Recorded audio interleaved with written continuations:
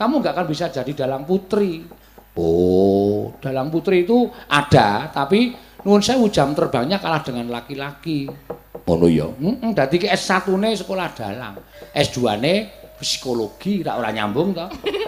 Wis gagasen. Ya mentek-entekane mung nyindan ngene iki. Soale lek golek jurusan iki ora nyambung wong bar dalang kok anu psikologi iki rak nambani wong kentir. Ha iya. Wis gagasen ora Lah pas. nek dadi dalang ya angel le, dalang pinter-pinter ya ora mesti payu to. Heeh. Nek dalang payu ya ora mesti pinter. Lah Lho penting iki atos, suaramu atos aku. Wis rame ngareng unekke aku asline kowe iki. Aku mung lulusan SMA, ngono karepmu to to. Rasan dadak to kalang-kalang. Iya. lulusan SMA tapi kan dadi ndasku. Dadi pimpinanku, pimpinane wong semene. Nah, pimpinan ya cukup pimpinan. Wis ping pira wae kowe nggawe aku teratapan. Dadi